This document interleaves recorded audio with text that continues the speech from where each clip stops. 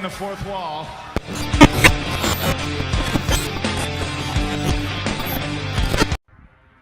Hello, wrestling fans, and welcome to Dirty Radio Presents TNA Impact. As always, it is another wonderful Thursday night, and as you can tell from our title for the show, Atrocious Compliance, we have a reason for that. For those that don't know, we got a special treat. Not just TNA. We're hot brownies. Hot brownies. I wish. Damn it! I fucking wish right now. After the day I had, I fucking wish. We are going to talk about Queen of the Villains as our main thing, and I can't wait. We said we were going to do maybe 2 on one week and 3 on the other, but we got too entranced by it. It was really, really good. Yeah, and so I can't stop. I cannot stop. So I was happy that you got as entranced by it as you did, because I was kind of like, okay, I can pace myself. We can talk about 2 this week and the last couple next week. But then you're like, I'm on 4, and I'm like, the fuck do you mean you on 4? Yeah, I was just like, I'm watching one a day now. Fuck this. Once a day. You're like, I need more now. I need to bring the veins. They pulled me in because you're not learning just about Dump. You're learning about All Japan Chigusa, Devil. You learned a little bit about Jackie and Mako, the beauty pair. Beauty pair, Crush Gals, Asuka, Lioness Asuka, which I guess we can't just call her Asuka when we do cover things, because that's just gonna. You mean Asuka? You mean Benny Asuka? Well, yeah, exactly. Which Asuka do you mean exactly? The lion one. What? Yes. There's a lion one. The OG one. Oh, you mean the Evangelion Asuka, right? I'm like, well, exactly. Close actually. If you think about it, she was before Evangelion Asuka, so. Maybe that was where the inspiration was. She is kind of a crush gal, yeah. Now that you talk about it, like, oh yeah, yeah, I can see that. Anyway, you know us by now. I am Matt, aka That Corner Reviewer, and the IWC War Chief Andrew. We are happy to do this. We are, and even though we buried the show in a way because we were talking about the other thing we're going to cover, it wasn't a bad episode of TNA. A couple questionable things, questionable moments, but the right stuff happened for the other half. Correct. The new kids on the block could be very happy. Exactly. We got a debut. We got some elegance. You were happy about that. We got the Choo Choo. That Choo Choo is so stupid. It's clever. I left. I was like, what? Why? What brought? It's so dumb. It's clever, and it comes off like such a bad dad joke, especially when he did the whole choo choo and then like blew on his fingers. Yeah. And he did the Jeff Hardy pose instead of like flipping somebody the bunk. Look at you. I thought it was the bird with the way his fingers placed. You really couldn't see the rest of the fingers with the way the thumb was. You couldn't, but because of the fact that Matt did it too, you're like, oh, they're just doing that Hardy pose. Yeah, you could. And we don't know. That's true. We also got some good stuff with the Hammer Daddies. Yep, and of course, it's going to be the people's choice to get rid of this one fucker. Yeah, he does not speak for the people. He is not the Lorax of the people for TNA, I'm sorry. He is not. We also know if Vince McMahon, if it happened, I didn't watch it yet. We might talk about it, we'll see. I haven't watched it yet either because I wanted to get Queen of the Villains done and out of my head first before mixing it with anything else. But it's probably going to be, I'm probably going to start it on the weekend. Yeah, I'm kind of slow rolling into it myself because I don't know what to expect. I don't know if it's just gonna be a random story of shit that we already know, or it's probably what we already know, but Vince saying it. Then what's so funny about that? Like we're gonna hear from his mouth. Yeah, I feel like it's gonna be kind of like those HBO documentaries and the A&E ones where it's like all of this shit that like hardcore wrestling fans already kind of know. But it's for the casual wrestling fan that doesn't get that into the trenches. As long as it's not the that Dark Side of the Ring one. Oh, we got a special Vince episode. It's just basically a clip show from whenever they talked about him during Dark Side of the Ring. That was such a waste of time. That's why I'm glad I didn't watch it. Like, I'll watch tomorrow. Then I saw all the comments like, I'm not watching it ever. It's bait and switch carny shit. They learned it's wrestling, you know? Yep. Real quick, did you watch Nigel's match with Danielson last night? No, why would I watch AEW? Well, that was the only match I watched. I was like, okay, I can turn it off now. AEW can't pay me to watch it anymore. That's kind of where I'm at. Well, I just wanted to because I watched them in the ROH. Like, let's get that one match, and they fucking censored "thank you" because they thought he was saying "fuck you." How do you get those? How do you get that confused? I don't know. I was like, I'm reading his lips. He's saying "thank you," but they're like kind of like censored, like he was saying "fuck you," like before he tapped out. Yeah, that's weird. Yeah, but not a bad match. I was not expecting a 2005-2006 classic. It was just a simple TV match to shut Nigel up. Oh yeah, and I wasn't. Nigel didn't win. I'm assuming, right? No. He tapped, and yeah. So like, and he hits a better Rainmaker than Okada.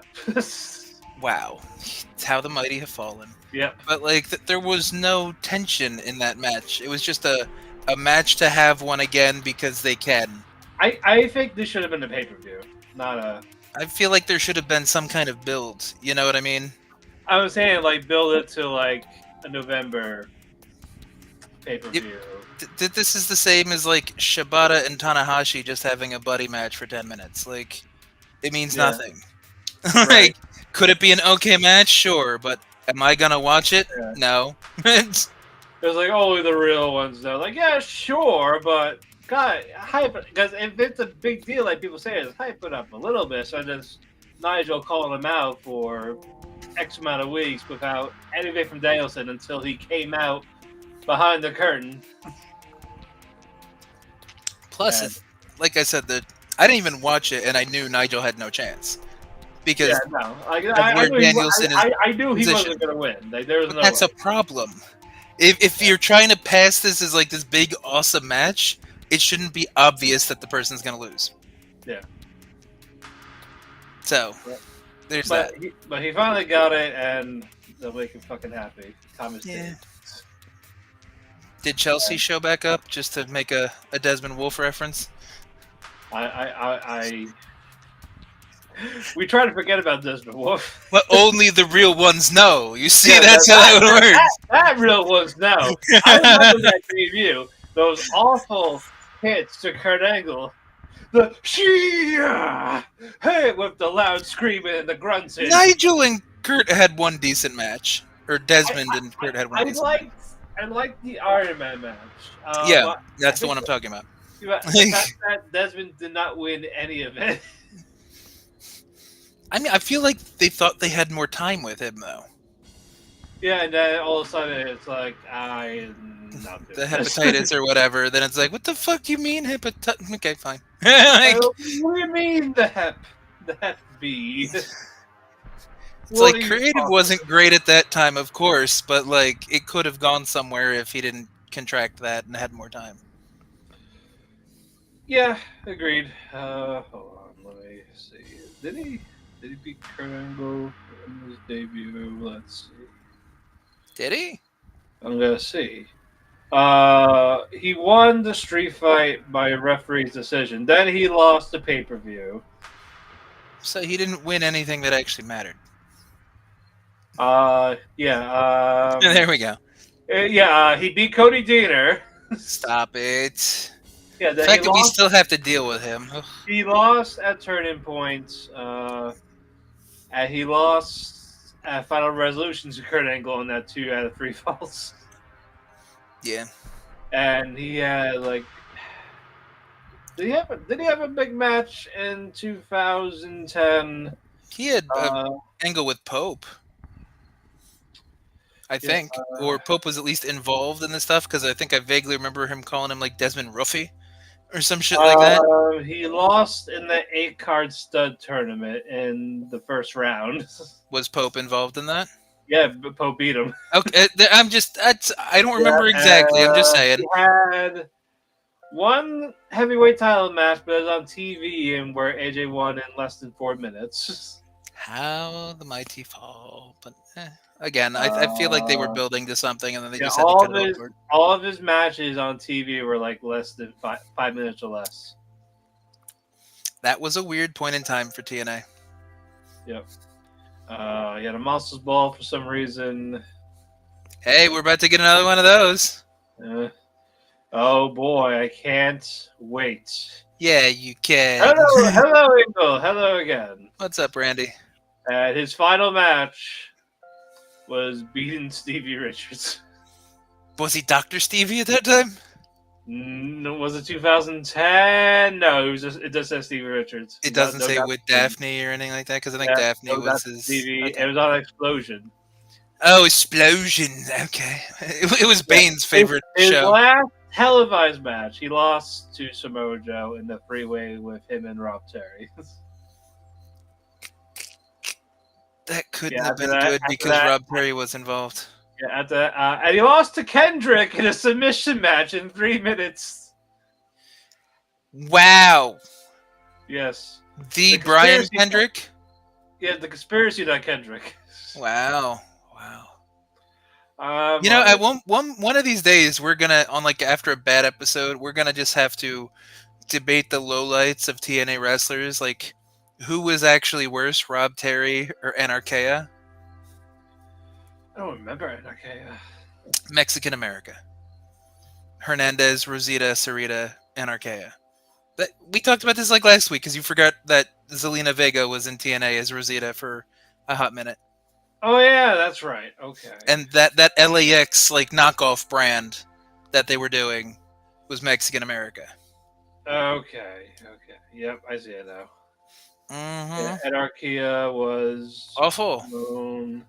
Lowrider, Mepper. Just terrible. The fact that I'm not sure who's worse between him and Rob Terry tells you how bad he is.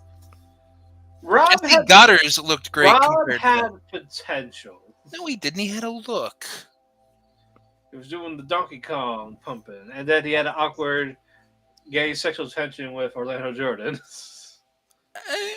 You say awkward. I just say it would have made sense. It would have made Rob more over than he was.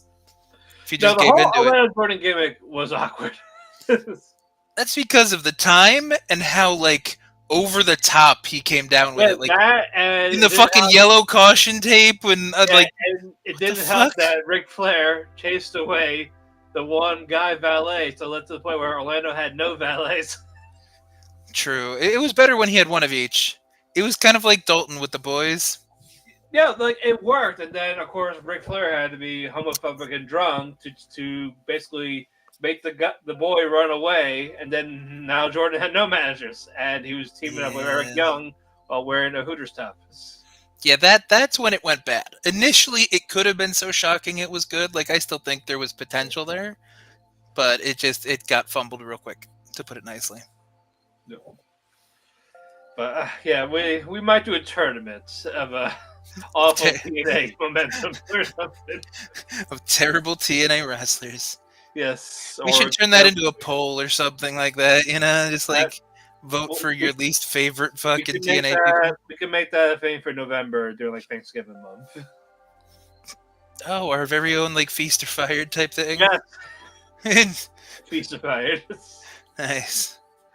But let's get to Impact real quick, because I want to talk about our thing last, but we gotta go for this. We want to talk about the thing we really liked, but we got to do this first. Oh, we have this stupid fucking TNA show that we do. It's work first, then play. Here for every week. Oh, who wants to talk about that? I want to talk about 1980s All Japan Joshi Wrestling. Yes, we gotta give people some education. No, fine. But let's get to it. Opening match. Jordynne Grace and an NXT mystery partner against Rosemary and Wendy Choo. Choo Choo? She started Jeff's new gimmick. Yes. There we go. Wendy's a Hardy now. And the mystery partner was Sol Ruca. Also, I have to relay an error I made last week. I thought she was the Women's North American Champion. It was Kalani Jordynne. Yeah, I didn't think she was. That's why when you said it, I'm like, did I miss something? But I was just going to let that fly. She's just forgettable and green as fuck that I just forgot about her. Like, it should have been Sol, but, you know, we're stuck with Kalani Jordynne. I mean, Kalani's hot. Sure, but... Shit. I didn't say she was a good wrestler. I said she was hot. You saw where I stopped my statement, right? I saw, but I'm about as shallow as a Dixie cup. So if you put belts on hot chicks, I'm there. I'm game for a while. You son of a bitch, I'm in. Exactly, that's exactly what it's like. There's another Rick and Morty reference you can make like 15 minutes in and out. I'm like, I won't even need 15. Yeah. Her 5, maybe. Well, as long as it's not the Rick and Morty anime reference, we're good. We don't do that here. Yeah, it's awful. It probably Rick and Morty hasn't been good for a couple years, so like I don't think. I like the new season after like the new voice actors were fine. The fact that you are so it's okay about it proves my point. Rick and Morty went from like the hottest thing since fucking Fish Grease for like the first 3-4 seasons to then it sucked because then it just became a meme of itself, and then the voice change thing happened, and people were like, "It's fine." It's not good if you just say it's fine. No, they were good. I like the new voice actors. But it still doesn't beat the Vat of Acid, which is still a good idea. That is a good episode. That is one of the better, I guess, more recent episodes, whatever, because that was like season 5 or 6, I think, right? Yeah. For the anime one, it takes place between 5 and 6, and I fucking hated it. I can't. I was like, I can't finish. I can't do it. I hate when that happens. It's like it's never gonna happen with Kalani Jordynne, though. There we go. No. Could always finish with her. What are we talking about again? We're talking about this no contest. That's how it ends. Okay. Oh, it's no finish. There we go. That's how you brought it all together. You tied it up nicely in a bow. Yeah, because Tasha and Alicia were like, "Hey, we're gonna interfere." You called her by her right name? Yeah, for once. You didn't call her Timu Mercedes? Because you'll tell me, oh, she has real hair. It's like, when has that stopped you before? You didn't remember Tatum Paxley's name for like 4 weeks, and you still don't. You probably are looking at me like, who the fuck did I just say? The Gothic NXT girl or whatever? Yes. Hot topic, hot. Yes. Hot topic. Yeah, Tatum, yeah. I said the name right. I knew her name. You were just like girl from NXT. Girl who wears too much eyeliner. Girl who shops at Spencer's. Tatum Quaxley. There we go. That was the real name. She's half Pokemon, half goth. Yes. Oh, nice. With the Dosuke hair. Yes. Quaxley. It was a no contest because Mercedes. Reasons. For reasons. This is stupid.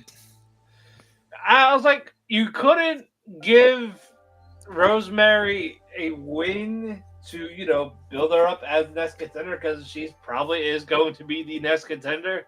I mean, not even that, but like Tasha has no business with this situation. She's not friends with demons. She had an issue with Spitfire and Masha because of Alicia, but Masha wasn't even out yet, so it makes no fucking sense. There was nothing about this that worked. Not at all. It's like, just get a win. Just get a clean win. That's all I fucking needed. The only thing I could see that would save this, which is something we talked about, I think, last week, if they do a Queen of the Mountain tournament with these 6 contenders, maybe. If it's going to be a Queen of the Mountain match now? Maybe. Like that, or some type of multi-man? They just made clear lines, the baby faces and the heels, instead of they're ignoring the demon factor, they're ignoring the fact that Wendy and Rosemary actually have a storyline together between NXT and TNA. They just thrust Tasha in there because yay heels. So it's gonna be some kind of multi-person schmaz match, and if it's Queen of the Mountain, I'm okay with that. Yes. Frankie and Nick Rule and the Hardys, ABC. Yeah, we'll get Hardys and ABC next week. That's gonna be nice. And we will get to the Soul is we're not burying Soul. It was the match we're was burying fine. the outcome. Yeah, the outcome was bad. It was stupid because they just found ways to jam people together. I like her cutter. She has a really nice cutter. It takes too long to establish. I know, it does. I like the name. I like the move. I just don't like how long it takes to set up. You just want it to be quick. Correct. And it's just like the fact that it needs to be like the springboard backflip into a cutter. I'm like, it's cool, but it's not logical. Well, we're in the timeline where... You know, I can respect that, Trey. Yeah, I have definitely been fans of wrestlers for other reasons of just liking certain aspects of them. Exactly. exactly. But yeah, all that happened. Masha came out, chased away the heels. Yes, and we got to the back. To the back. Ian Miller is with Frankie Kazarian, asking if he believes in Joe Hendry. And the answer is no. He's beaten him before, he'll do it again. And bow to the king. Sure. And next match. Not Octopus. No Octopus Law. But it is Laredo Kid against Jonathan Gresham. I really don't know where they're going with this Octopus gimmick. It's starting to irritate me. I think they just gave up, or they're really trying. They're really trying to fiend it, because there was that one like corner spot where he flips him to the apron and he grabs the mask and then he like looks at it like he's having like World War II PTSD fucking flashbacks. Right. And I'm just like, what are you trying to get at exactly? And then the way it finished with him being super aggressive and really pumped up, that's not normal Jonathan Gresham, you know? Yeah. Like, is he trying to wean back until pay-per-view or what? I don't know. Yeah, I don't know. And I don't know if they can save it by bringing it back without it just feeling like a Temu Fiend or just stupid. It will always be Temu Fiend. Because holy shit, what are we doing? If he just steered into the Muda aspect instead of doing the Fiend shit, it would have been so much better. We already have Wendy, Choo, and Rosemary doing demon shit. Why couldn't he do the same thing? Solely over this demon shit. I mean, like Supernatural. I'm just over Supernatural gimmicks.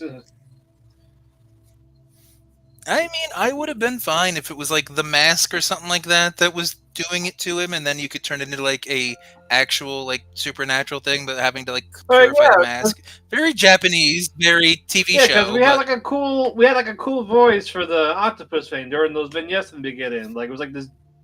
Like where's that? Like that's gone. And yes, Trey, we mean like Bray Wyatt Fiend thing, because I think it was last week they did like another vignette where he was talking about like trying to keep the evil suppressed and yada yada yada, and it seems like things kind of leak out and he has amnesia from the previous few months. So it's like it's hokey. It's right. It's like it's one thing to be supernatural and ridiculous and like more into like a Japanese kind of angle than a Western angle.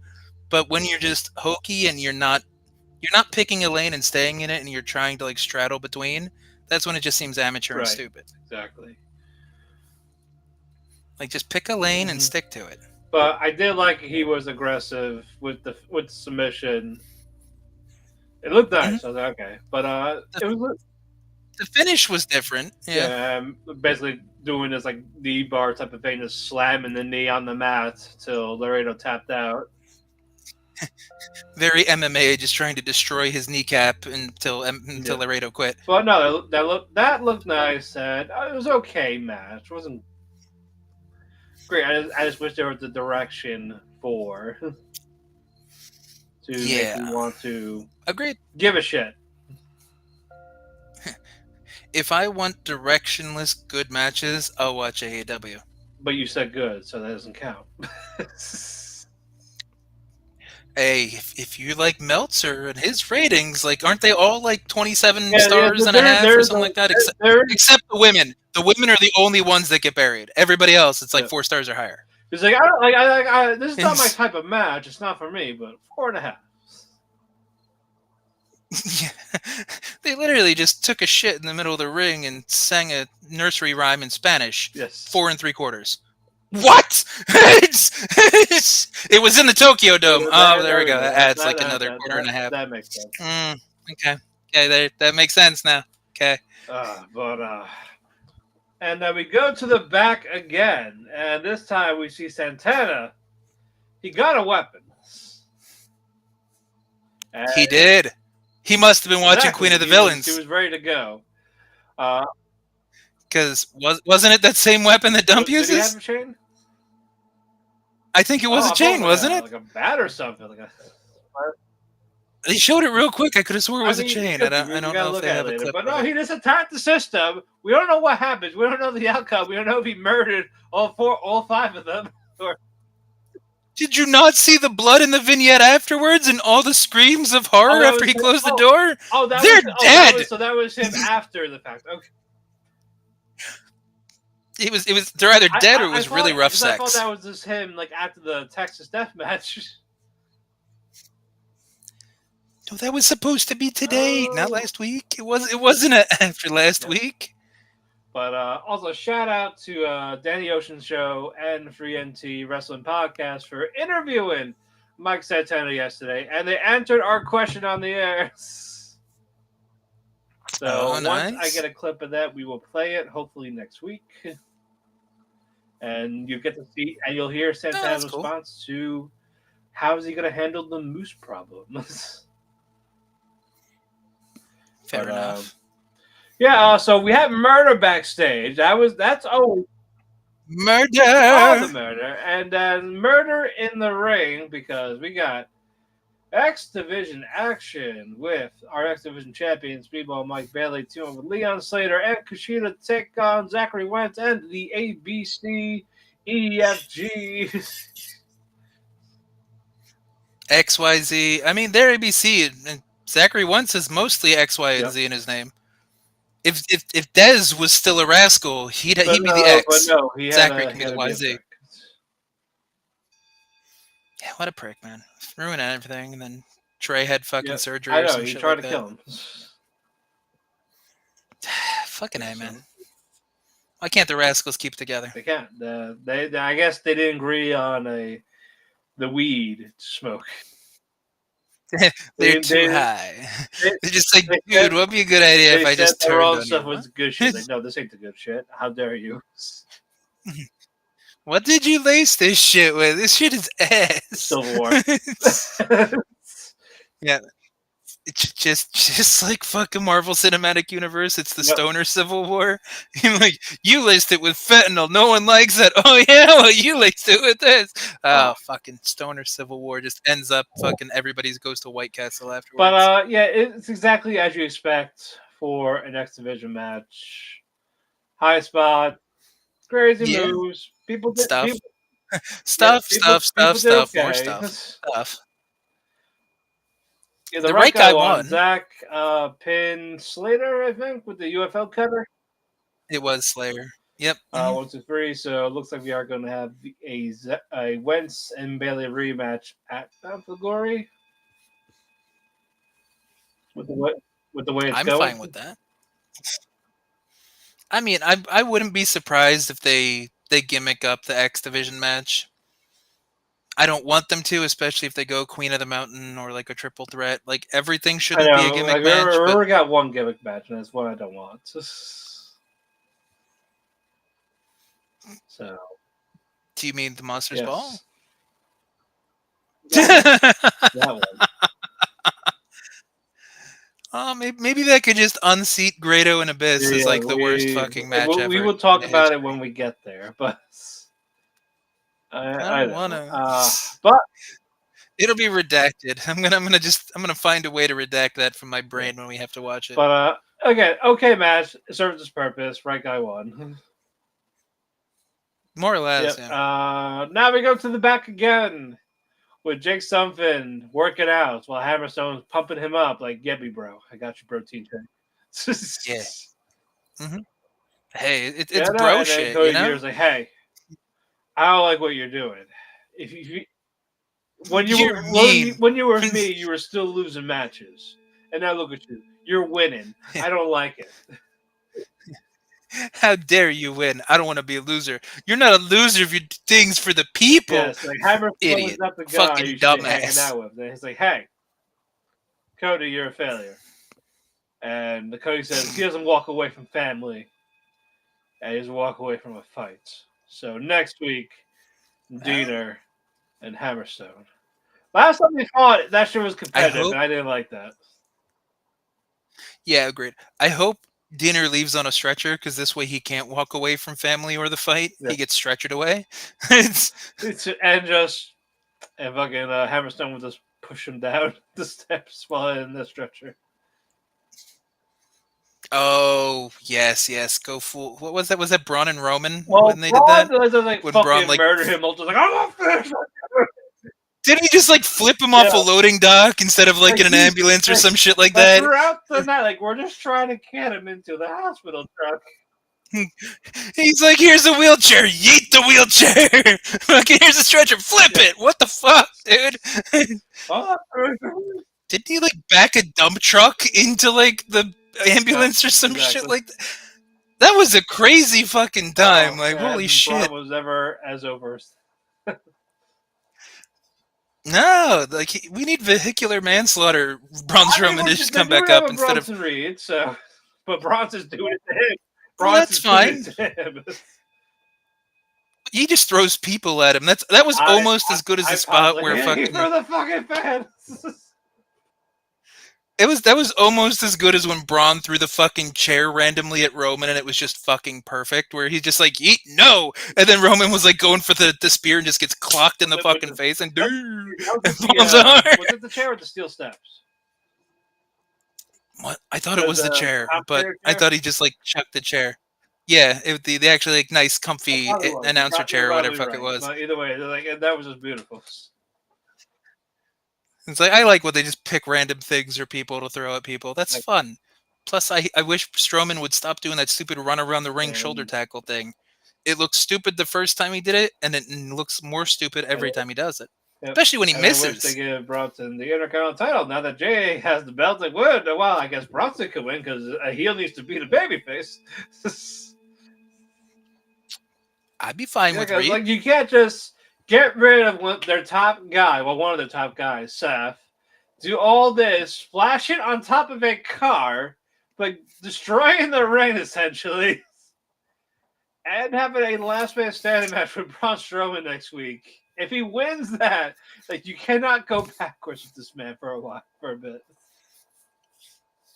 If they don't give him a title, he should win the Royal Rumble. You know what I mean? Like they need to build him as a monster. Something you can't just stop. Yeah, agreed. So if they don't give him a belt, he should win the Rumble, and they should just be positioning him as a fucking beast at the moment. Squash Cody. There you go. Whoa. Give him the Bruce Lee treatment. Whoa. This is not my Batman glass. Stop it. Splash Cody over and over again. No, but see, then he might piss off Jacob Fatu. Because Jacob Fatu might just go full jail and be like, no, that's my bitch. You don't splash my bitch, I'll smash my bitch. I love you, Solo. Well, Solo might be unconscious because he's lost most of his matches lately. He might not be talking much at that point. You never know. And now you got. That would be a good match. Jacob versus Bronson, if they actually let Bronson be a beast. And whenever Jacob becomes a babyface, sure. You mean as soon as he goes solo? It doesn't matter if he leads the bloodline, still part of the bloodline, or breaks away from the bloodline. As soon as he starts having singles matches, he's gonna be over Yep. like anything. Yeah, it'll be over for everyone else. You can't. I don't think you'll have people boo that man no matter Oh what he no, does. no. He like he's destined to be a babyface. He's cool as shit. Exactly. And this is why we wanted him at a bigger stage for so fucking long. I mean, he paid his dues, and he had actual jail time that he probably had to work off in a way. Like WWE probably didn't want to take the risk of signing him when he couldn't go to certain places because of the jail time. That's fair. That is fair. But yeah, better So, now than ever. So because he probably yeah, would have retired definitely. if he didn't go anywhere. Plus, he's got like 7 kids to feed, so dude needs a Exactly. paycheck. Yeah, that man can fuck apparently. When you got moves like that in the ring, just imagine what his wife gets to we see. see his tongue around. We see his tongue open when he's around the ring. And he's an agile big man, so if he's He lean agile up in the too. ring, He got pretty. He got lean cut. well, he's still not small But by it's any. like he got rid of some of that You know, excess fat, and he's yes, like you're a right. little bulky. He trimmed up a little bit, yeah. That's good for him. Yeah. Now we Definitely. have Santana. You're right. It was a chain. Bleeding, chain around his neck. He fears no man. He fears no evil. They're locked in there with him. He watched Queen of the Villains. He Yep. understands. You don't get the fake plastic chain. You get the good shit. You get the real chain, and you murder people. Yep. And now the next match, our debut of Lei Ying Lee. Yep. Nice entrance, sure. As she fought Hyun. And Which, Hyan is well known though. Like she's been in the indies for a long time. She's even a former DDT heavy metal iron weight whatever the fuck that bullshit belt is. Like she's spent time in Japan. She spent time in the indies. I'm Hyan's good surprised stuff. it was as long as it was. I thought it'd be a little shorter, especially like that debut. And it's also not good when you have them chanting "We want tables" before the finish. I was not torn. I was torn, and Okay. here's what I'm saying. At some point when she went up into the corner, You broke up there. I heard someone in the crowd. You know what I mean? So like maybe people just wanted something over the top Mortal Kombat. Hey, she got like that little spinning kick to win it. So, That's not bad. yeah, no, Like it was a fine enhancement match. Like I think we got what we wanted. It was competitive. Hyan's got enough of a reputation where she shouldn't be a jobber. And yep. And let's see what the limit is for Ying Lee. you could just call her Raikage if you wanted to. Yeah, or Kun Lao. Maybe more like Katana Raiden mixture. Yeah, Because I has to speak to the other gods. because Hannafin was right on commentary. The translation is like Thunder Shadow or Correct. something like that, which is why like Raikage kind of works because of lightning. I get it, but you know, She's got to start rapping in the ring then. well, if she does, would that make it better or worse for you? If she does it while in the middle of the match just to disrespect them, I would say, you know what, just give her the knockout belt. All right, we can go home. We're done here. You want this to just go full anime where like there's just like a hard cut and then she just starts cutting the fucking rap promo on somebody? Just her. Yes, Only her. Okay. I need that cringy Ethan Page fighting himself as a video game. But you make fun of Ethan Page for that constantly.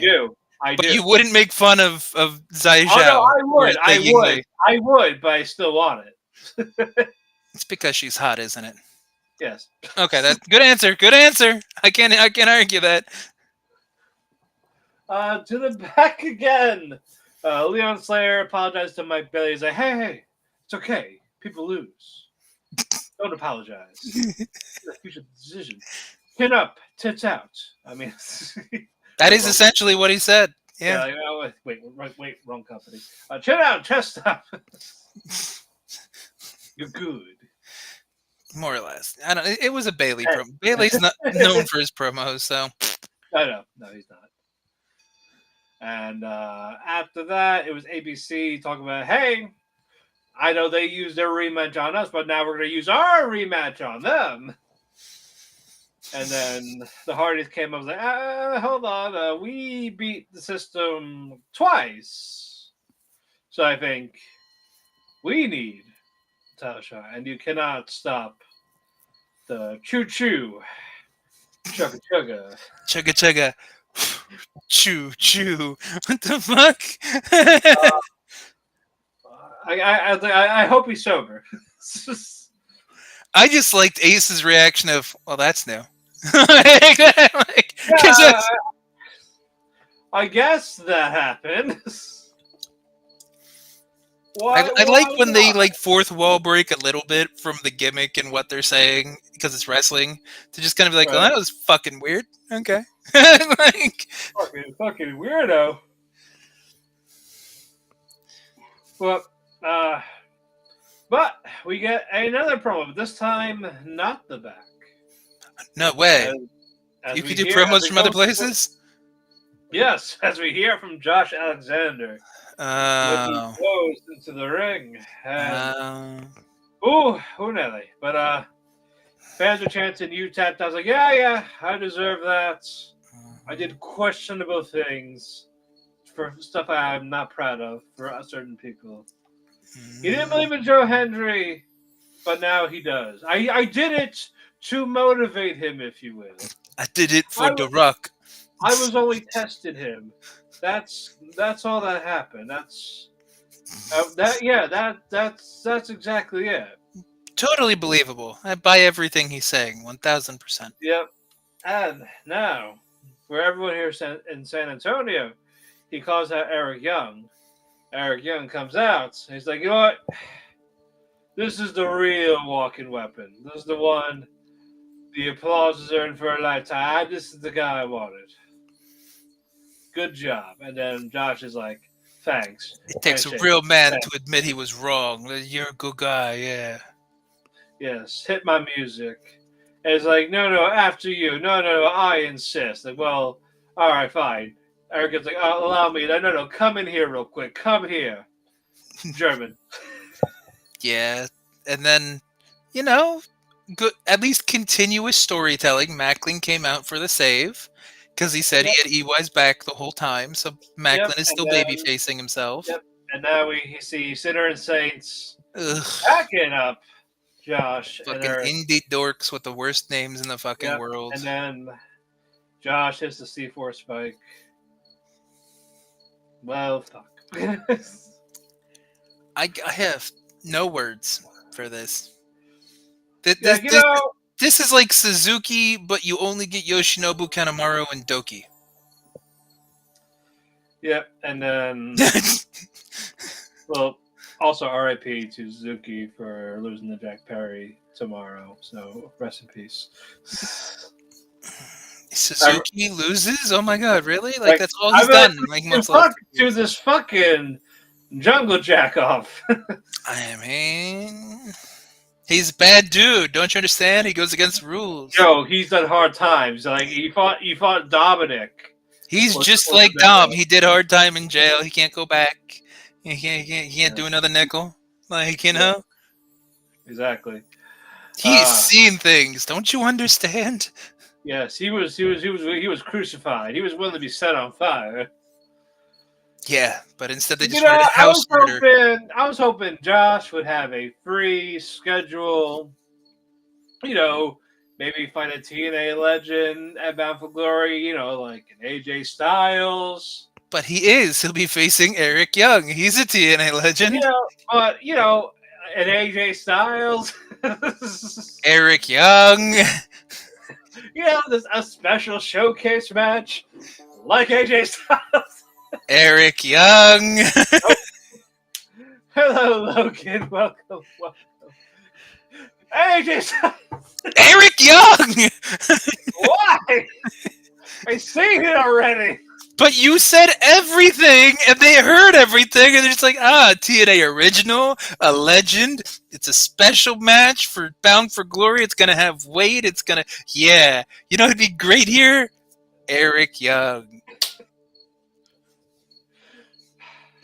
Frankie is potentially busy with the main event. It can't be Frankie. Adrian. He's free. His contract's up in a few months. No, AJ's in a tag team right now with Casey Navarro. Damn it. Fuck, you're right. I guess fuck having nice things, but and now to the back again, your favorite promo. Santino in the backstage with Steph DeLander and Santino, and then Santino in the back with Santino. Santino in the back with Steph DeLander and Matt Cardona. It's like, look, Steph, you've been teasing the neck injury for weeks now. Either have the surgery or not. Go. And she definitely moves around way more than someone would with neck pain. And it's like, Bobby, you've been pregnant for 6 years. Either have the baby or not.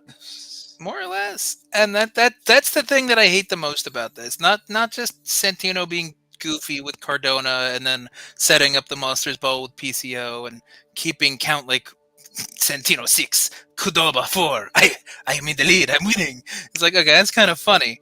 But the fact that SDL is still there after ruining fucking 10 minutes of Victory Road with a useless fucking droning promo bullshit thing just to get out of a match that never should have been made. And looking like there's nothing wrong with her. Correct! She's looking all hot and cute and moving around and smiling with her tits out. Like I get. You don't think neck surgery when you see that. You think, damn. Yeah. Okay. I get it's a taping, but for fuck's sake, some continuity. If I see her in the next set of tapers, I'm gonna go, you know what, she's faking it, she's gonna betray PCO. It's either that or it's just the fact that her visa is up in a couple weeks, so they had to think of an easy way to write her out. So she's gonna have the quickest recovery of a neck surgery. Well, it takes time to get the visa back in action. Yeah, so he's gonna have the quickest recovery, like Tony Khan wearing a neck brace for 2 weeks after being landed on his head. And then he's fine. I still loved the actual owners, when they were talking about that. I don't know if you've seen any of the videos that were mic'd up from the draft and stuff like that, where they're just they're looking over like, what the fuck happened to him? And then somebody's just like, oh, he got dropped on his neck or something like that in his wrestling company he owns. And then the other guy's just like, so he did it to himself? Yeah. So he planned it? Kind of thing? Okay, so it's and then you find out, and he's 100% a week after that. Mm-hmm. Yeah, sure. He's such a dweeb. Such a dork. And no one remembered it after that. Nope, it was just forgotten about. Well, we killed Mr. McMahon at some point. And then Chris Benoit went crazy. Then he came back to life. So he used... what was it? Monster Reincarnation. They discarded Chris Benoit to get Vince McMahon from the graveyard. It was either that, or it was they went Full Metal Alchemist and they went Law of Equivalent Exchange.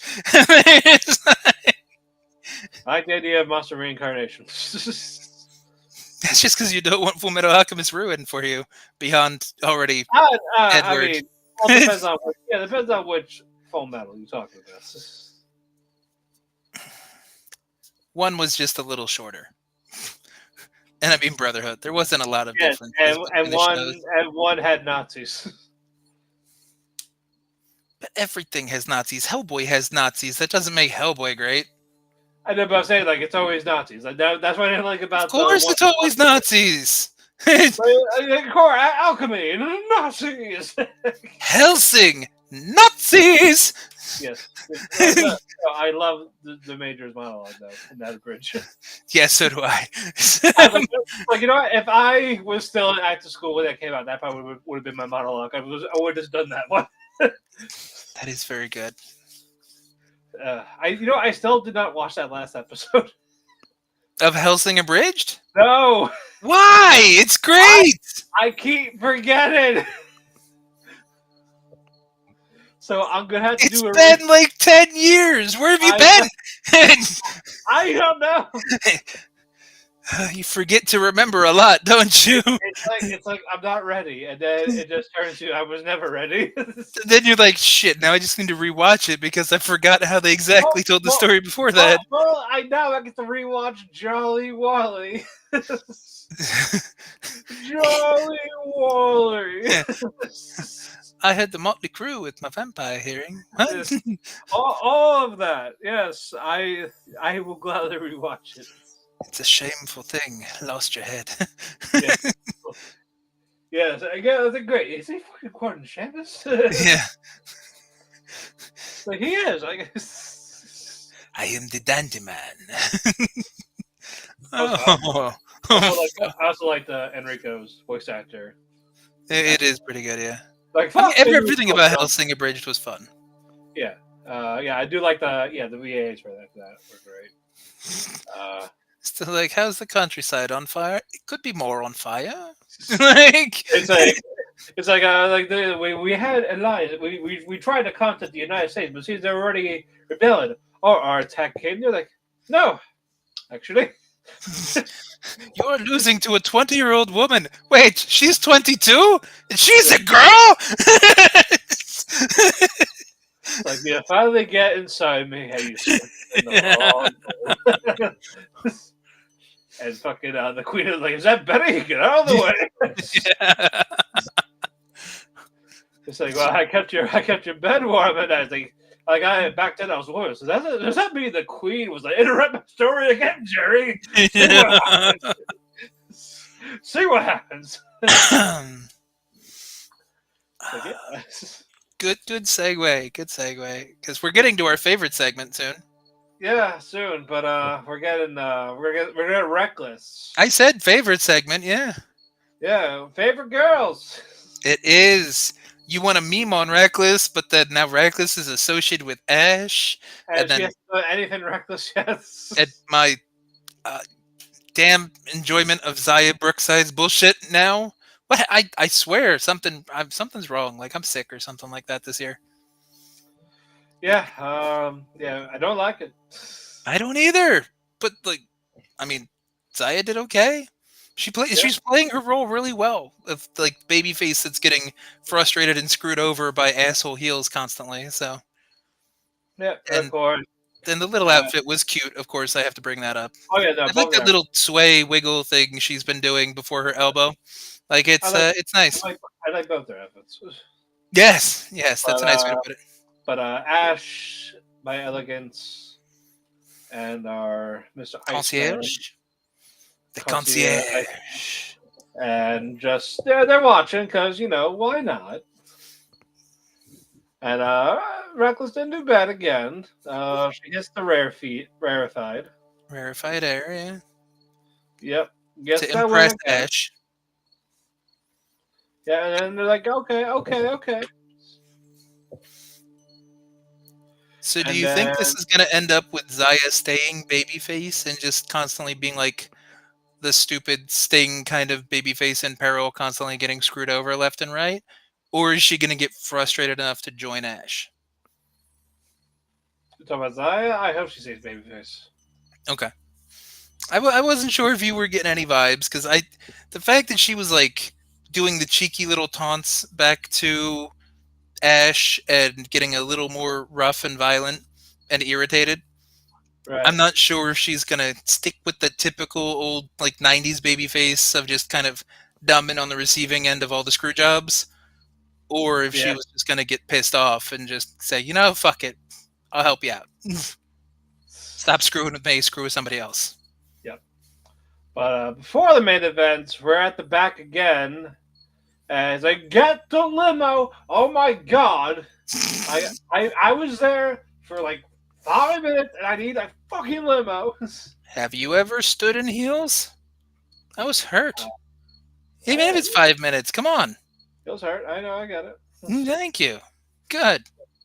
But then Heather's like, "Hey, I saw you like my. Oh my god! Why are you here?" That was a good reaction. Yeah, but you came out for my match. So it's like, what you think? And then I said, look, you got something. You got something. So let's change your wardrobe. You lack elegance. Well, the fact that her extensions were coming out during the match, I liked that little bit of storytelling because that got the whole makeover reason over better. It's like, what are those? And they weren't pointing at her shoes. Yes. It is weird though. Just going back to that match for half a second, Zaya had like a good 4 or 5 inches on her. That was a really weird dynamic for Zaya to look so imposing over Heather Reckless. Yeah. But, now they kidnap this reckless woman.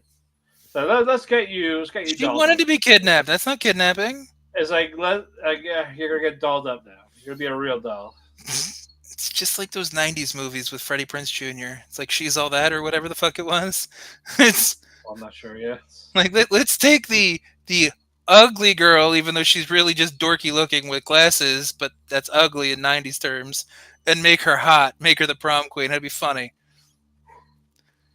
So there we go. That's the gimmick. That's how you babyface Ash. Yeah, so not another team movie. No. That's how you babyface Ash. Is you have the concierge make Reckless too hot, so then Ash gets jealous, and then the concierge prefers Reckless's company over Ash's. That is so stupid. It might work. We'll see. We'll see. We'll keep an eye on it. And if that I don't happens, want to keep an eye on it. Our powers are great. I don't want that to happen. It's just it's so dumb. It might. They're listening. Oh God. They're listening. But finally, our main events: Kazarian and Joe Hendry. Yeah. Yep, and of course we had Nick Nemeth on commentary because he's a fighting champion. He's gonna be a fighting commentator. Damn it! Hey. He did what he was supposed to do as the babyface on commentary. Yeah, it's hyping it up. Like, oh yeah, like I got it. I am ready for anything. Nothing about JBL or. Well, no, because people want to know what that is, and maybe they don't even know what that is yet. It could have just been like, I'm going to lean in and act like I'm saying something to you, but I don't know what it is yet. We're still working out the details. Of course, fucking Frankie being the heel. Hello, Tony. We're just about to wrap up TNA, but we got a good segment after this. But so stick around.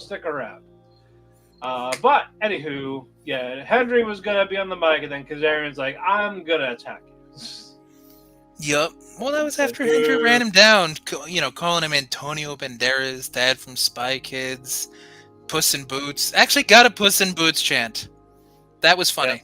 Yeah. Definitely better than Walking Wiener. Yeah, that was... God. So when Texas is better than Tennessee, what does that tell you? Not to visit any place? Any of them? Not to go south of the Mason-Dixon line. That's what that one tells me. It's just like I'm sticking like Ohio, Pennsylvania, Jersey, New York, Northeast. We're done. Nothing else exists. Like, I'll stick to Midwest.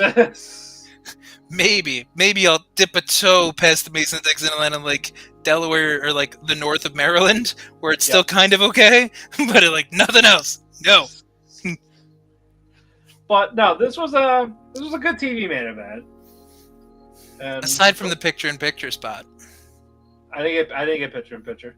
Because you're on the app. It's good for you. I got terrible commercials at the worst fucking times in between matches. Well, that was how I fucking felt last week with the Texas Deathmatch. I felt that way too, because they went to a legitimate commercial. Yeah, I was like, what the fuck? And it went over for me too. I was like, what the shit, man? Oh, you get dead air. That's right, because the app is stupid and they don't just let it play through. Yeah, so what happened to just after a match? We'll be right back. You're doing this to me? No, that's too easy. These matches go too long. Yes, too long. Even though, the company that owns TNA owns the channel, so they own the commercial timings. But no, too long. I hear Southern Illinois is backwards as fuck. It might be. Because, like, Southern Ohio is pretty backwoods, too. Yeah. But no, a good match, and then we had Kazarian with his dirty tricks, that dastardly evil man, hit Joe Hendry with the brass knuckles when the referee wasn't looking. 1, 2, 3. Kaz wins, but Nemeth is like, no. I'm a fighting champion. I am going to confront the referee. I want the right winner to win, not just winning by shenanigans. Even though on commentary 5 seconds before that he said it's only cheating if you get caught. Yeah, it's like, but I'm gonna expose him. So I'm gonna catch him. Like, chuck them out the cutter side. Here's the knucks. And then the other referee comes down with the bread in their mouth, and she's like, "It's true, I saw it too." I am late for the end of the match. Exactly. And Santino is like, "Yes, they're both telling the truth. You are a cheater. I'll go restart the match." Yep. And then Joe Hendry hits the standing ovation. 1, 2, 3. All that's right in the world. Yes, Tony, I empty my recycling bin. All is right in the world. Yep. And so Joe Hendry and Nick Nemeth at Bound for Glory. Unless, of course, Kaz pulls some heel bullshit and complains and tries Just to make it a one. I agree, but there's the caveat. Just put Frankie in that gauntlet match then. Shut the fuck up. Oh, so then you just want him to win and get the trophy thing and then try to cash in on Hendry or whoever at the very end? Yes, pull the moves. Pull the moves. It's been a couple of years. Pull the moose but lose. Yes. Really piss him off. Santino's daughter is hot. Yes. That is accurate. Ariana is very attractive, just Disney adult is annoying, but doesn't make her not attractive. Yeah. Exactly. But moving on. Okay, show. And we'll do our plugs for the matches, all that real quick before we do our main thing. Drop of the Night, powered by comicbookclick.com for all your pop culture and your needs, whether it is anime, manga, comic books, movies, television. Who's your drop of the night? I'm giving it to High End. I think High End did a good job getting over Lei Ying Lee's new gimmick, because it gave Lei Ying something to fight through, to like no sell and be tough and kind of get that whole martial arts Bushido type thing over. I know she's Chinese, but you know what I mean. And she took that kick really well. She did. So I'm like, all right, I can fuck with that. Now, powered by NordVPN, get 72% off your first month if you order 12 months. DSR, the code Megastar of the Night. Hendry, or Jeff Hardy. I'm not sure. Either chugga choo choo or Hendry. Like, I don't know, they both rank really high for me. I think that would be segment of the night with chugga chugga. Do we have a segment of the night now? It's on here. It is on here. Okay, there we go. So Choo Choo can get segment. Segment available wherever you listen to your podcasts. There we go. We answered it. So Hendry gets superstar. Choo Choo gets segment. Yep, and now finally match of the night, powered by monk.com for your aromatherapy air. Use code DSR10 to get 10% off your own. What was match of the night? Joe and Frankie? It's got to be. That had the most time. It was kind of like the best paced, played out match. So by default, Kaz is still a great worker. Oh, he is, and he's good with his character too. Like everything that Kaz does is good. It's just he's unfortunately not in a great spot card wise to get the title, because Hendry's too big to deny at this point. Yep. So he'll definitely get the belt, but it's probably going to be maybe 2025. Who, Kaz? Yeah. Not sure. Unless he wins the gauntlet and actually cashes in. I feel like he'd be too chicken shit to cash in, though, because, like, almost like it'd be obvious.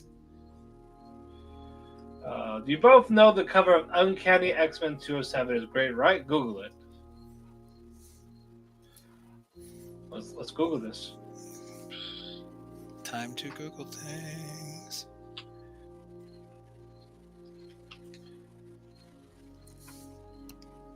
The Wolverine one?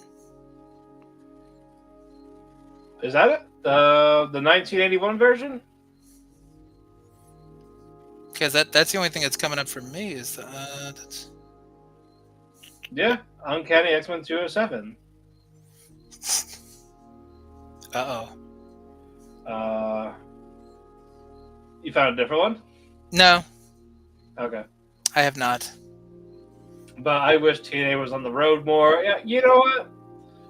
I do wish they were on the road more, but I wish Anthem would just stop being cheap with the money. The question turns into, can they fill out his road dates to make it validated? They've been getting more sales thanks to the partnership. I mean, they've been getting more sales, sure, but that's also for a one-time or, maybe 3 nights because you're doing tapings in the area for the first time in a couple years. Yeah. But it's not like AEW going back to Chicago all the time, you know what I mean? Yeah, they bled Chicago dry. Looking at the attendance numbers, yes, they did. And they don't even have CM Punk anymore, so I don't know why they would continue to go back to Chicago. Yeah. They're trying, but yeah, there are stuff that wish they had an upgrade, but they're not going to leave Access TV because it's basically free. Oh yeah, somebody would have to offer quite a bit of money to probably get that to leave Anthem's hands. Yep. I was just a kid when I purchased that issue. I still have it. That is awesome. Cherish it. And yeah, it is a badass cover. It is a great cover. Anything with Wolverine's good. How old are we? I am 34. I'm 38. Yes, he is older than me. Only by a little bit. But let's get to the big thing we really wanted to talk about. If you have seen our title, the Netflix series, Queen of the Villains. I'm going to show the Netflix cover first. I got your other picture. I'll put that on later. And that's also the thumbnail. I saw the thumbnail, so I know you had it. I'm not like suddenly shocked or offended. Yeah. So at least do a show in Peoria, Illinois. I thought they did do something in Illinois recently. Probably. Hold on. They're in a Cicero? Where? Cicero. Cicero, I think. They were there in Illinois. Yeah.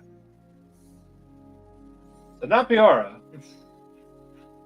So definitely do that for them. Make the man happy. Yes. Give him. Peoria is a bigger city anyway in Illinois, so I figure that would make more sense to run that if they could. Hopefully that will be something in the future if they go back. True. But what'd you call it? We're going to talk about Queen of the Villains, the Netflix show. For those that don't know, it focuses on Dump Matsumoto, who is arguably one of the more iconic heels in the Joshi scene, especially in the 80s. Mostly in the 80s. Yep, and it also focuses on All Japan Women's Wrestling for quite a few people. I like the fact that it started on like the late 70s beauty pair era. Yep. And then brought us into the 1980 class with some names that people are going to understand and remember if they like old WWF stuff with Crush Cows, Dump, Atrocious Alliance. Bull Nakano shows up towards the end. So. Mm-hmm. But we were excited for this, and then we watched it. Before we get into it, what did you think of it? Oh, I thought it was fantastic. I thought it sensationalized the right things that were just making the point or making the imagery bigger, like the situation with Dump and her dad. Yeah. And the dump truck significance in that, like, that was artistic license, obviously. I don't think that really happened. I don't think she body checked her dad through a wall twice, or vice versa. You know what I I mean? mean, yeah. Like, I was like, didn't they just fix that wall? I was going to say, what are these walls made of? Like, Jesus Christ! Yep. But Well, I like well, the imagery, yeah. the imagery where she it was She obviously, landed in the dumpster when she got pushed out. and she had the chain in her hand, so it was kind of like like Super Shredder at the end of fucking Ninja Turtles goes into the dumpster, comes out, kind of thing. It's Yep, and it's 5 episodes, over an hour, and they focus on a lot of the right stuff. Like, I think I think it was like more based on like the graphic novel of it. I think if she had one, I'm not sure. Well, I mean, I look at it from the fact Dump is still alive, so she was obviously And asked about it. and she still wrestles. Yes. Chigusa was that she actually trained the girl that played Dump. I don't know if she trained any of the other girls. Did you know she was a comedian? Yeri and Retriever, yes. Yeah. So I thought that was I didn't know if you knew her name. That's why I didn't say it initially. So, but okay, you knew that. So yes, and that makes sense because she understands facials and she understands how to get into character. So I think she was perfect when it comes to going from bright-eyed, sweet little Japanese girl Kaoru to not doing anything during practice except for tying up until she gets pissed off. I agree. I agree about that one. Very true. Yes. Yeah, but they call me crazy when I say that because I don't like real wrestling. Fuck you. Stop it. Stop it. But of course, obviously, some stuff didn't happen. They're not gonna go in like full detail of like how actually Dump got her name during like a marathon ordeal for like a 10-meter thing.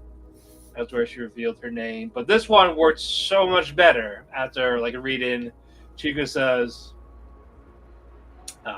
like article on the Pro magazines. Oh, I didn't know Chigusa did a article about it. Okay. But no, but I'm saying like I was talking about in the show.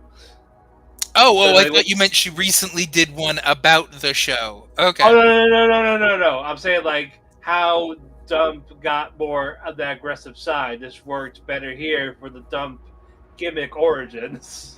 Oh yeah, definitely. So, like we were talking beforehand, like there was a couple liberties they took for cinematic purposes and to make it more enjoyable from a TV perspective. And, like Dump actually took 3 auditions to qualify for All Japan Women's Wrestling, but the show kind of makes it seem like it was her first one. Yeah. So that's a little iffy. What you brought up with did you actually read into anything or know that most of the stuff that was printed in the Pro weeklies and whatever Joshi magazines they had was bullshit the owners fed them on purpose and made them say? Because they wanted to piss off Dump. They wanted to make the heat real between the girls. It worked. Oh yeah, I like how they glossed over that in the show. They made it you kind of believe that Chigusa changed the story just because it was a cleaner story. Yeah, it's like, oh, I had no friends. I went to the bar, disco alone. Yeah, but the one person that truly understood me was Ryan and Asuka. Yeah, and then poor Dump is just like, motherfucker, I hate you. So she goes home first to like, oh, why is this dipshit father here? Yeah. And they got the sister pushed around as we had to dump the chair. It's like, you know what? Instead of going home, I'm going straight to the venue, soaking wet in the rain. Probably a little cuts. She had time to put on makeup though, because she had the classic Dump makeup on. Yeah.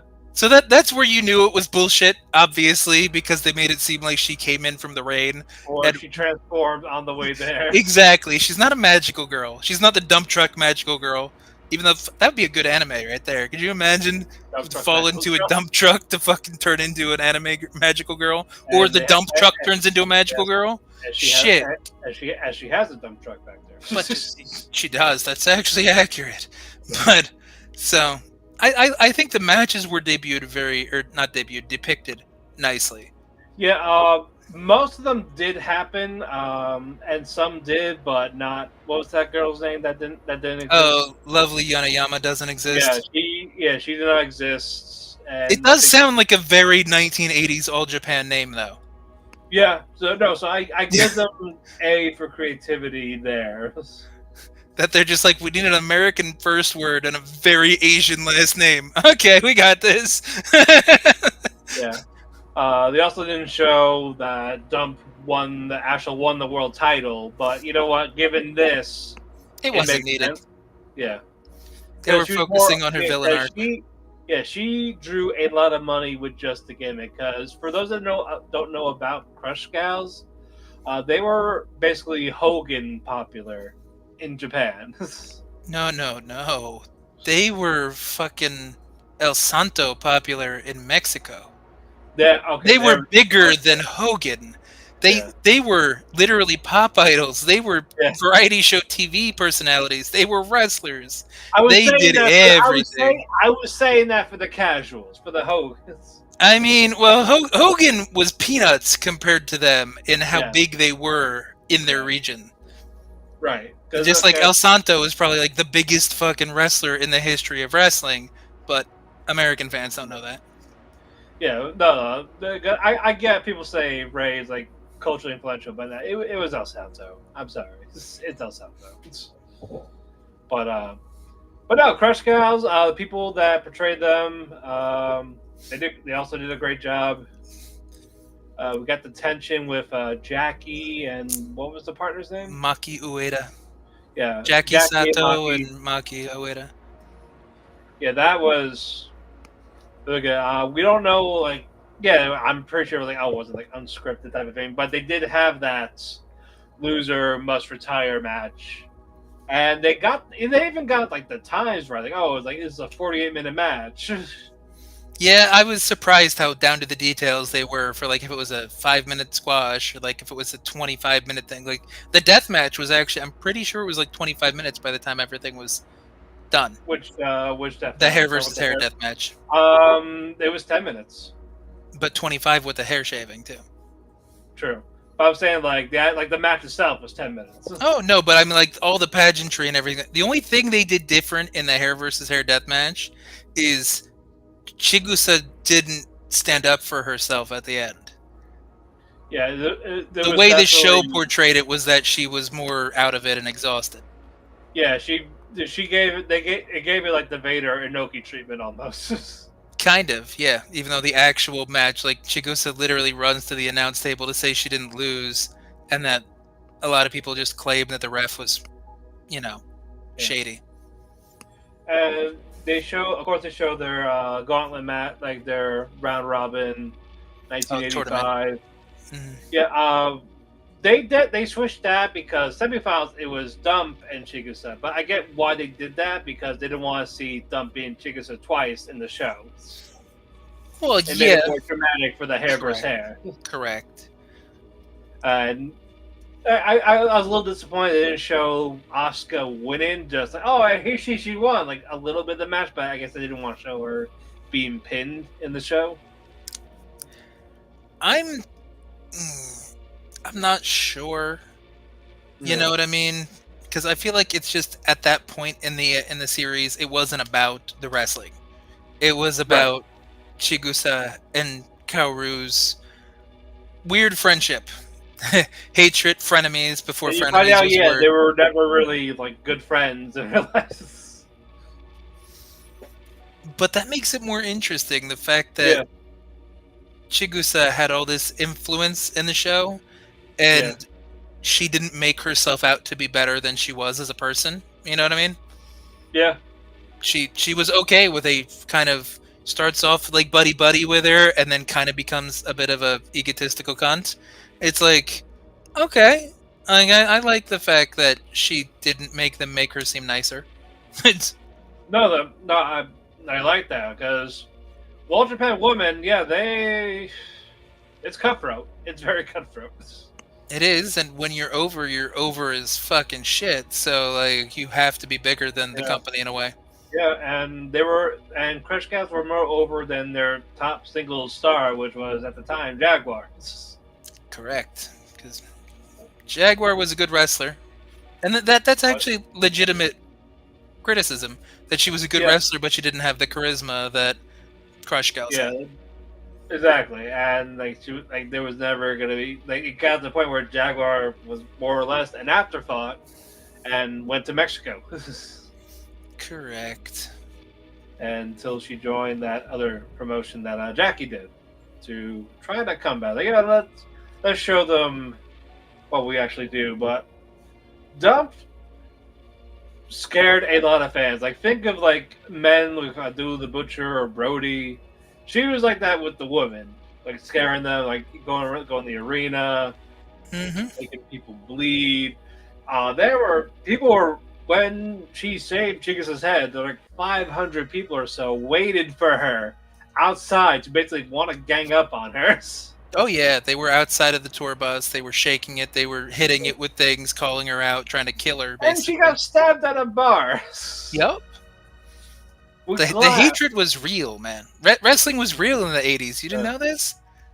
Yeah, I got stabbed in the chest with the glass, man. It's revenge. See, and you think like all the K-pop fans and the Taylor Swift fans are violent shit. You don't know shit about like Joshi wrestling fans in the 80s. And those Joshis, like those wrestlers, they worked super hard, They did? and like they took like real legit hits, like with the fucking Gaiaism. Is that what that was really called? Oh yeah, GAEA, yeah, Gaia. The Gaia wrestling stuff, which Yep. didn't Chigusa start that after All Japan Women? Or she was at least involved in Gaia. I forget who started it. I think they made a documentary on that too. Like, Oh, the style being like female strong style. Yeah, I've seen that. yeah, it got to the point where like they legit kicked this girl in the face, broke her nose. Like, Told her to get up. This is how you hit a drop kick. Oh yeah, I've seen that, and it's just like, but that's all women's sports though, in a way. Like, you think as much as people dog on the WNBA, if you've watched any clips of the WNBA, it's a lot more physical than the NBA. Yeah. Like, they literally will beat the shit out of each other, and it's still kind of legal. Like, you know, in the NBA, yes, if you trip and cry, then it's a foul. She formed it in '95. Oh, okay. I thought she did. I just didn't want to be quoted on it because I didn't look it up. No, she did, and that lasted 10 years, and then it got split between Sendai and Marvelous. Mm-hmm.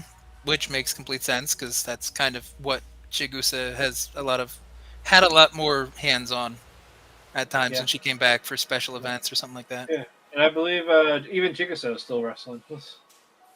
Not as much though. She was a couple years ago. I haven't seen her much lately, but I don't think she's officially retired. No, not yet. But also Devil Matsumoto. Masami. Sorry, Devil Masami. My bad. Yeah, she was gorgeous. The actress that played Devil. Oh my god. Like, talking about just like taking the attention in the scene as just a support character. Oh, Jesus Christ. Devil Masami's actress, which I think is what I think I looked up her name. I think it's like what the fuck is her name? Like, it's not popping it's up. Ryoka Neya. Okay. So Ryoka, not Ryoko. It's not Tenchi Muyo.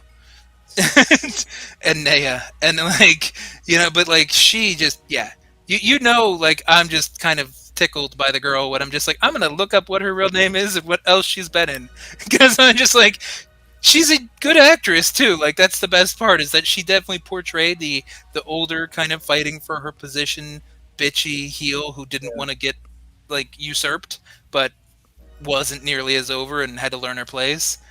But just also physically, she's gorgeous. So like, it's the eyes. Her eyes are fantastic. But Devil Masami was like a great like leader for Dump before she got her big break. Like, learn to be aggressive. Mm-hmm. The Devil Army was pretty big. Like, it wasn't as over as Dump and what did they call it in the Netflix? The Extreme Evil Alliance or something like that. Yeah, Yeah, and instead of but it's not. But it's who knows Atrocious. which translation's closer though. Yeah, I actually liked how they made Bull Nakano be a thing. I did like how they brought her in at the end, and it logically made sense. And I liked the big reveal in the office. It's Yep. just like we don't need Crane anymore. Fuck that bitch. We got the Bull, and it's just like Yeah. okay.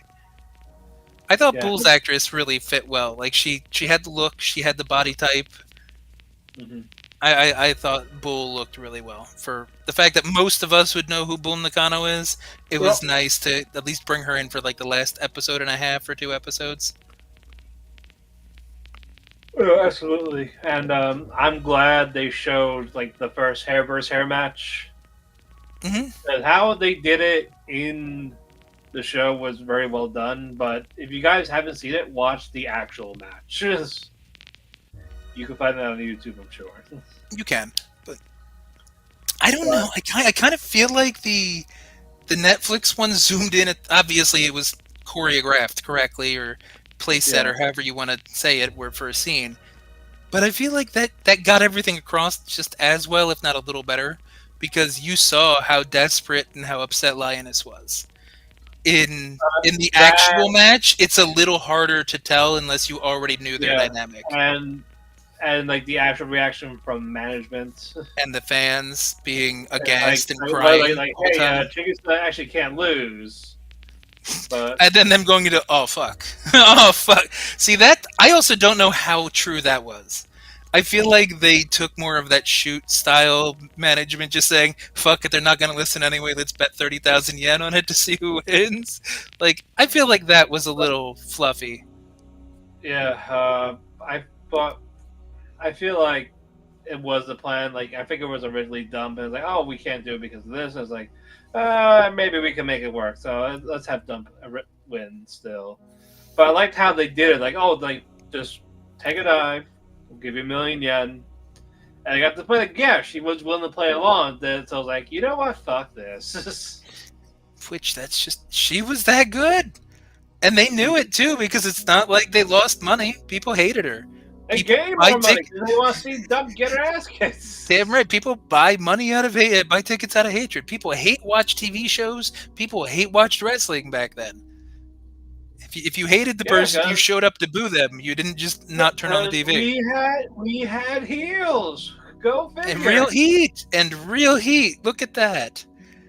Even if it was stabbings and near-death experiences and hate Yes. mail. Mean God, basically. Would All you like right. to meet him? So, okay, so the heat that Dump had was a little much. A little bit. Just a little tiny bit. But, you know, it was real heat. It was good heat. Yeah, and it worked. And it made money. That's all that matters. But I know I that. did like the finish, though. Oh yeah. And from a TV show perspective, I think the ending I was really nice. the chair shot. I was like, she hit in the head, but she spun. Oh, that one. Yeah.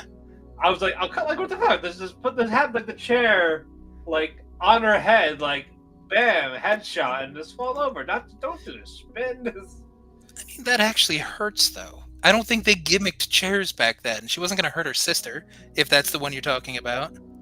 No, I was talking about in the hair versus hair match when she hit. Oh, I was talking about the end. Oh no, I was talking about the actual in the match. Which chair shot? That she did to Chigusa in the ring. Like she went for the overhead, but Chigusa sold it like she got hit like that. It could have just been because headshots are kind of frowned upon, so because of the way that they shot the shot, they wanted to adjust it. I know, it's like this swing it a different way then, but Stop it. Don't nitpick over a choreographed swing. Damn it! I want my swing. But that was good, and I was just getting on about the ending because I liked the fact that it was realistic. That actually happened. Yep. You know, where they decided to switch partners for like a 5-minute exhibition thing after her retirement thing. But from the TV perspective, I like the fact that her parents were there. I like the fact that her little sister was there, and everybody finally understood and got closure with it was. And they were really trying to make that dad sympathetic. After being a piece of shit. He's such a piece of shit to two families, fucking families. Yeah, I gave the one daughter the same name. Like, oh, this is my Kaoru. Yeah, exactly. It's like, I really like that name. Fuck you, dude. Yeah, it's and wow. It goes to, oh, I can't work anymore. I'm sick. And it's like, oh, you're bullshit. And then you find out who's actually sick. It's like, oh. Oh, God, that was actually legit. I did like their bonding moment in the hospital, where they're just like, no, it was successful. They're just like, fuck you, dude. Like, you made us, you bothered us for nothing. And the mother would not leave, like that Stockholm shit. I mean, Stockholm, we're just codependents. Like, they're not one and the same. Like, well, you were like, well, if you want me to divorce him, you should have been home. Like, you should have, like, you weren't here. Bad answer. But no, I like the fact that the sister eventually got won over too. Like, it was a nice, happy fucking TV show ending. Yeah. But it also worked, kind of. You know what I mean? Like, everything came full circle. Dump was done according to the way that the show framed it. It was a retirement. Yeah. She retired in '88, not '86. Wow. But I'm saying, because they're like, oh, I heard you go to the States. Like, nah, fuck that. I'm retiring.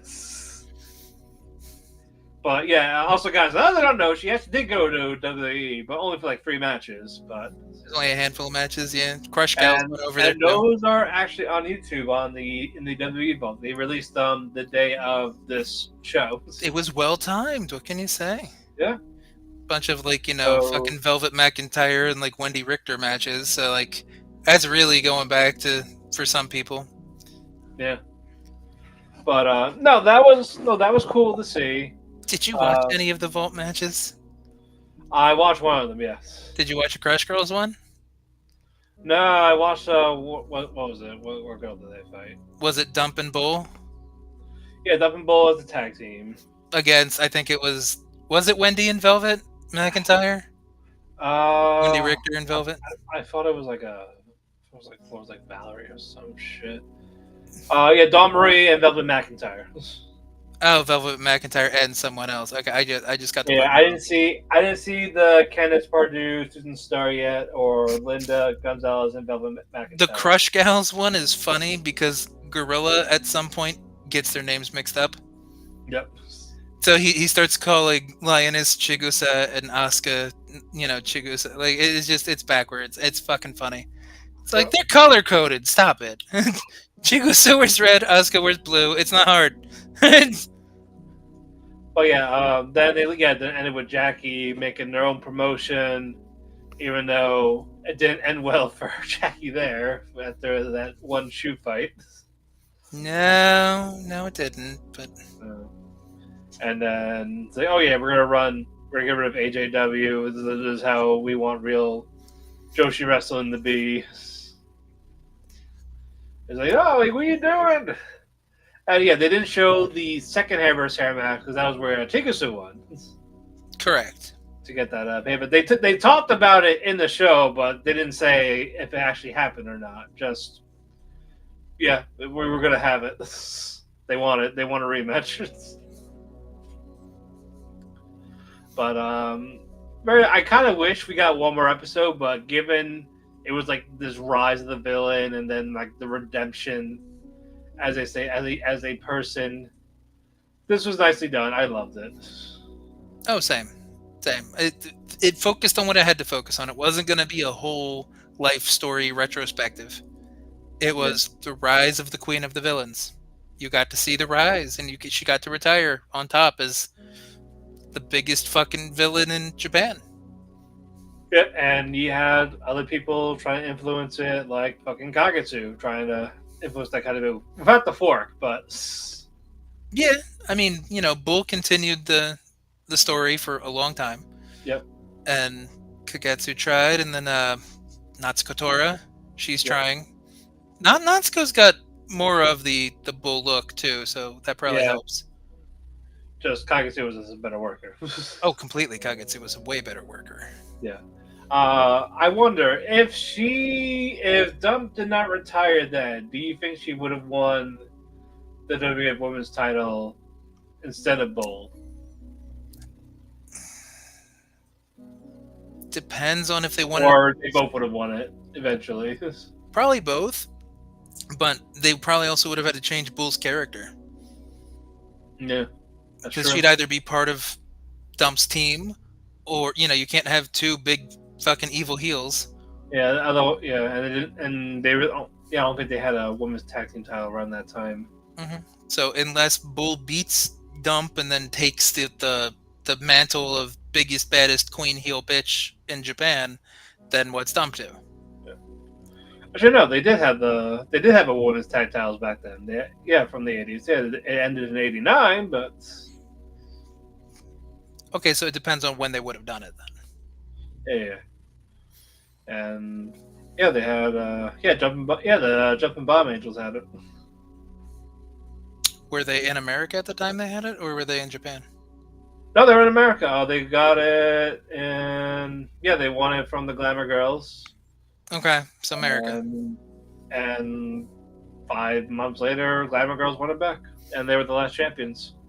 I don't know. It could have been interesting.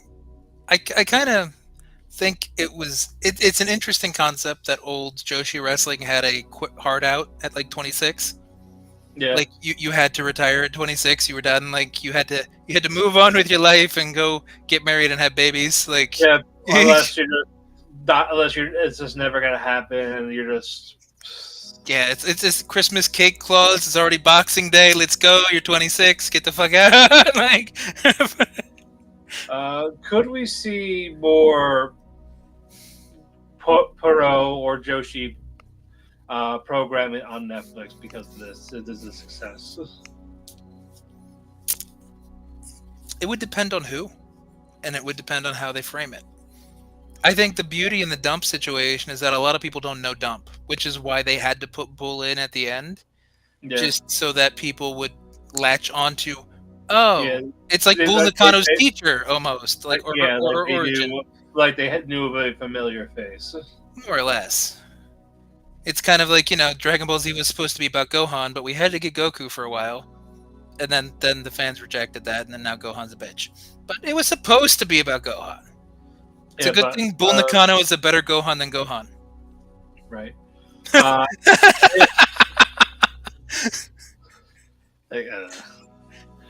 You peaked. If you could pick another, it's like they back a shrugger, right? Yeah, but no, but no, but no. But who? If you can get another one if you can get another Puro focus, who would you get? Good question. Like, I would like to see Ricky Dozan. Dozan would be interesting, but I feel that there's not enough people alive or willing to talk about the real kind of shit, because he got killed by Yakuza. Aren't his kids alive? If he has kids. Yeah, but how much they may not have known the full story, or they may have heard glamorized versions of it. You know what I mean? So, like, Ricky Dozan be interesting, but I don't know what we can get out of that. Baba and Inoki would be interesting. Or you think they would do a Baba Inoki type, their rise and then their own promotions. I feel like that would probably be more the direction they go if they want to do like this pseudo autobiographical thing. Because the only other Joshi wrestler I could think of off the top of my head that would probably garner a lot of attention that people don't know about would be Manami Toyota. Mm-hmm. And I don't know. I mean, she's still around, obviously, to ask questions to, so it'd be a good time to do it.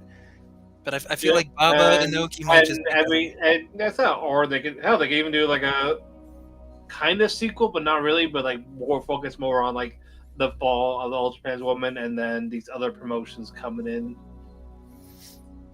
It'd be, who would you follow then?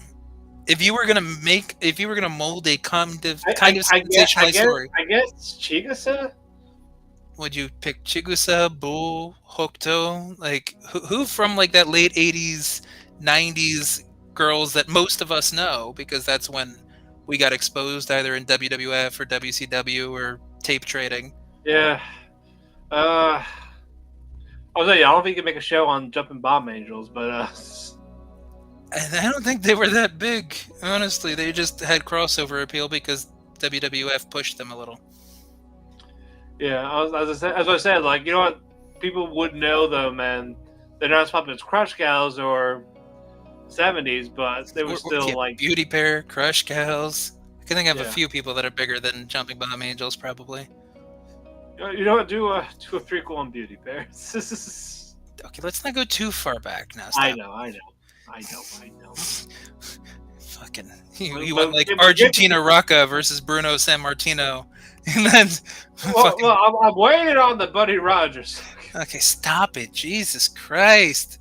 We already had one old school wrestling match with fucking Gresham and Dempsey. Then you had Danielson's match. You know, stop it, stop it. Didn't you get Yeah, enough boring matches? It's all about flips now. Flips and the fuck, word bitch. fuck, Escocada. Bitch. fuck their shit. Bitch.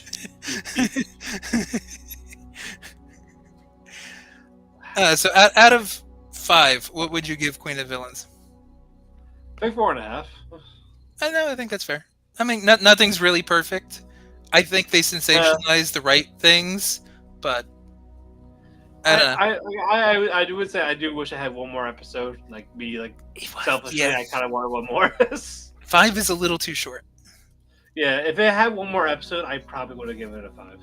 If it was a 6 or a 7 episode series, that would have been good. But I don't think the pacing was bad either. That's the worst part. I just, much like you, I just want another episode because I enjoyed it that much. Yeah, you could squeeze a little more. You really could. Come on, you doesn't have to retire at the end of 5. Give us a couple more. You could show more Jaguar with her being pissed off or something. Or just put Devil Masami on the fucking screen for like 10 minutes straight. Show their little squabble. Like they had matches. Yeah. Let's just Devil and Bull for some reason, even if they didn't actually have matches, make them have matches. Just let them, just a little. Just give me a little. But no, yeah, I think the pacing was good. I think the happy ending was nice, considering how heavy the start of the show was. Right. So like, I don't love the '90s family like TGIF fucking sitcom. Everybody has to hug and be happy at the end type shit. Yeah, fuck that. But when they started off as dark as they did in the beginning, with her dad, the fact that they were constantly broke and she was picked on because she was heavy and they had to sell bottles just to get snacks, kind of thing, you know, it was nice. And then the little way she bonded with Chigusa because she's just like, oh, I know how to scrounge up money. Watch, we'll do this. Like it was cute, but it was sad, so it needed to end happy. You know what I mean? Yes, and then here we go. Let's go to disco. Exactly. Then she's like, "No, I don't want to dance. You dance," and then it turns into like her whole story. Yeah. I think the actress that played Chigusa did really well too. Oh yeah, no. I think all of the actresses were really good. Honestly, they all fit, even like the promoters and all that. Oh, yeah, the fucking oh my god, that one guy with the one that smoked a lot. Yeah, I know. You knew exactly who. What the fuck was his name? Fumi Abe? Was it Fumi Abe? What was it? Abe? I think sure. Fumi was his first name, but the one that became the promoter that was also the ref, who was just kind of shady and a heel ref. Like he was such a good character. Also, poor Jose the ref. Like what the fuck? He just keeps attacking him. He's like, well, in reality, he was worse. Yeah. So I don't feel that bad for the actor. No weapon. Better stab. Stab in the head. Oh god, no, it was too good. I enjoyed it way too much. Yeah, the acting was really good. I selfishly wanted more. Yeah, I agree with that. So I agree with your 4.5 because I just wanted a little more. So I wanted my closure. Dump got her closure. Fine. Fuck you. That's nice. But I wanted more. I wanted my closure. Even show her like like years later, get the actual dump, like do something like 2024 or something. I mean, they might do like an extra behind the scenes short thing because they've done that before. Netflix does that. If the Yeah. show's popular enough, they'll give you like an extra like special behind the scenes, something from the creators, something from the actors, or whoever it was based on type thing. So hopefully, hopefully it was popular because I saw there was a decent amount of traction. Yeah. And I think they actually got Alexa Bliss to do the English voice acting for Maki Ueda. Yeah. So, You know, the beauty pair member that you can't remember the name of? yes, but You're Japanese Tatum Paxley? Yes. But I wasn't gonna watch this dub. Like, nah, fuck that. Oh, you weren't going to watch it dub? Because, Brie Bella did a voice. I don't remember who it was. If it was Jackie, I'm going to, like, shit in someone's mouth. But, like... It's on brand for her, but... yeah, but good God, like... Like, nah, I want the actual authentic shit. Fuck the dub. Oh, I agree. I watched it in Japanese. Yeah, Helps that I can understand a touch of it, so I'm not quite just reading the whole time, but right. And we got the gist of like what was actually happening, more or less. Like if we didn't read the subtitles, like we know what was what essentially they were saying. Like shut the fuck up. A lot of shut the fuck up, or do you want to die? I will kill you. Well, do you want to die? Yes. Shut the fuck up. The Japanese version That was of from it. the management. That was from the management. But there's like no curse word really in Japanese. Bakayero is not really fuck or stupid. Like it's just stupid-ish. Like stupid with an extra. So Yeah. people it's the way you say it that makes it mean. Like that's really all it is. I was like, all right, break it up, you two. But guys, we won't take up any more time. We're gonna wrap it up here. I think we said everything we needed to say. Go check it out. It's on Netflix. You will not be disappointed. If you're new to Joshi, go see Real Joshi. Or a depiction of Real Joshi. That's pretty close. As good as you're gonna get. Yeah, probably. Yeah, sadly. But guys, we will be here next week for more TNA goodness, and we're also here. Almost, well, not us, but Dershi's here nearly every day. There we go. Follow them. Yeah, follow them on Facebook, on Twitter, YouTube, Instagram, TikTok, maybe Threads, anywhere, where social media is. Just follow, type in Dershi Radio. And catch us Mondays for Monday Night Raw. Then we got Tuesdays for NXT. Wednesday for the Dynamite. Thursday is us, and Friday the SmackDown. Yeah, that new logo is not great. No, Nice. it's not. But anyway, say goodnight, Andrew. Good night, Andrew. Good night. We will see you all later. Tune in.